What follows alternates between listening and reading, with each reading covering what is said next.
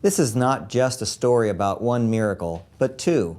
36 weeks pregnant, Tiffany Taylor was hit head-on in her car by another driver. Now, Tiffany, you had definitely a very tragic experience. Can you tell me what happened? What led up to that auto accident? What were you doing and what happened? Well, I had been at my dad's house, just another normal day, was leaving on my way home. It was about 4 in the evening right after.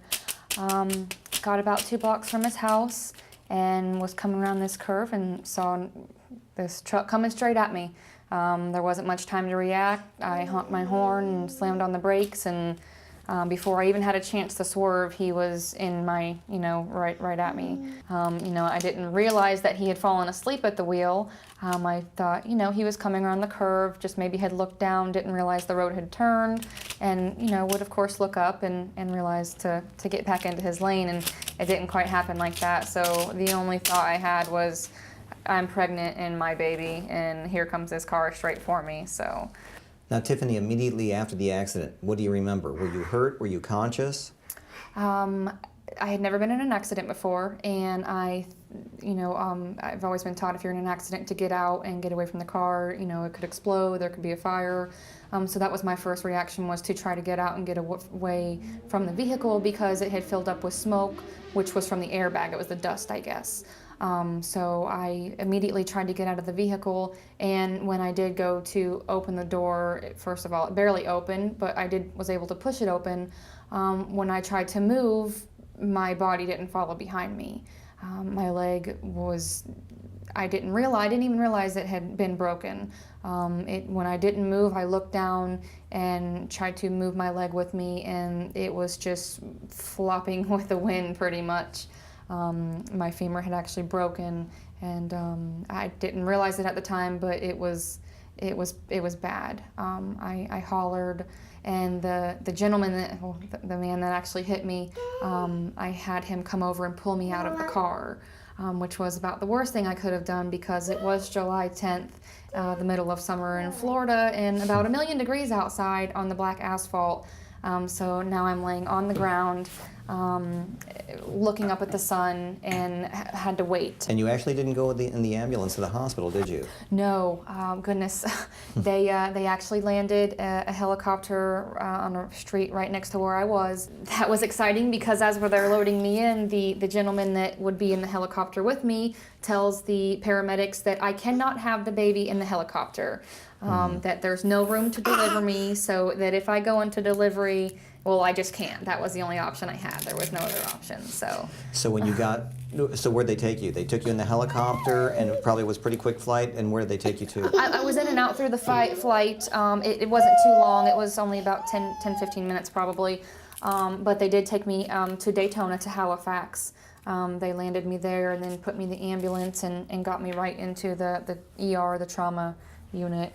And when you got to the hospital and you got down to the emergency department, what do you remember? What happened? What were the doctors doing? What were the nurses doing? Oh, goodness. Well, yeah, I watched those trauma shows at home and could never imagine being in that position. And of course, till that day, and that's exactly what it is. There's just 1,000,000 people in and out. They're cutting my clothes off. They're asking everybody questions. How old am I? How far along I am?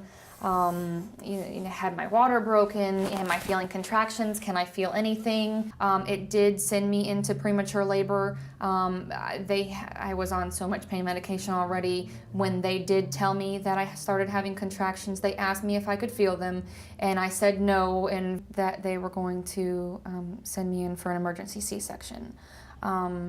I myself, being my first child, had never thought ever about having a C-section, or of course nobody thinks this is going to happen to them. So had no clue about how a C-section, the real details about, what goes on with a C-section.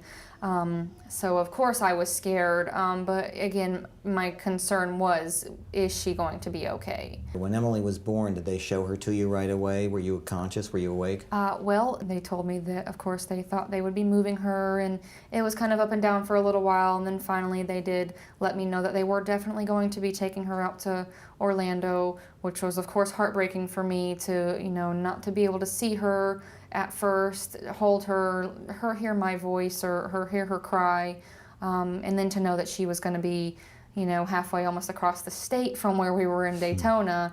It was very heartbreaking. They thought at first it was going to be much worse. She pulled through so quick. She is such a fighter. I tell you, she's a spunky little girl. If it weren't for that, I don't think that it would have gone as well. She was they had her hooked up to all these tubes and through her stomach. They had breathing things down her throat. So there was a lot of complications. And again, they did think that she would be in the hospital for at least a month. But with prayer and good doctors, she was out within 8 days. Within 8 days? Yes, sir. That's amazing. Absolutely. I could only imagine the emotions of that reunion when Emily came home and you and your fiance and now Emily are all reunited at home. It was a great day. It was the best day that I can recall. It was a great feeling to know that we were all there and together, and that she was home where she belonged. Makes you realize that not just prayer, but the advancement of medical technology, the help of the doctors, the supporting staff, and the capabilities of the hospital and things that they're able to accomplish makes a believer out of you, right? Oh, absolutely. Thank goodness for the medical advancements and where we are today.